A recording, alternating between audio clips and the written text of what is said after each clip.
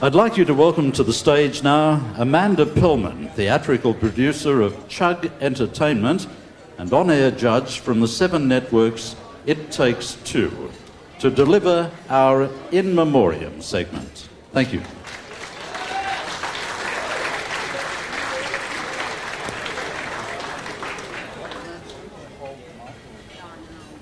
I guess In Memoriam is not something any of us wish to be here doing, but it's a reality we face every year.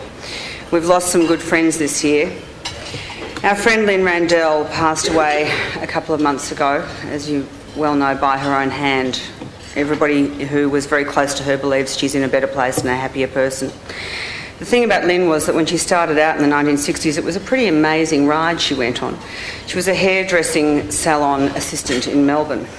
She went on tour a year later with the Monkees in the United Kingdom and became a friend of Jimi Hendrix and Stephen Stills. She was in an incredibly cosmic world for a young woman in the 1960s coming out of Melbourne.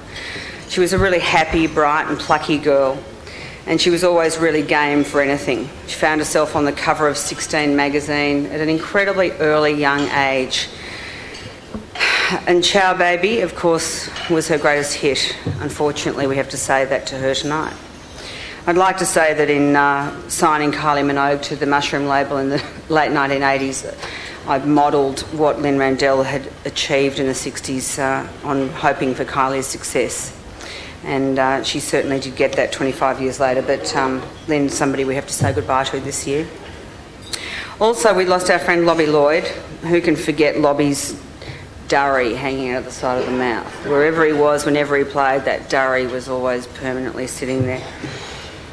His blistering guitar gave Billy Thorpe a run for its money in the Aztecs, I guess. The Purple Hearts, the Aztecs, and an amazing moment in the Melbourne scene when he moved from being a performer into being both a producer and a manager.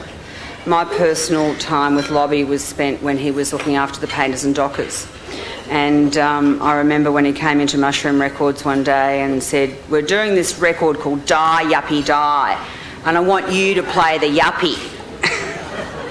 There was no saying no to Lobby, so consequently I ended up being the yuppie on Die Yuppie Die.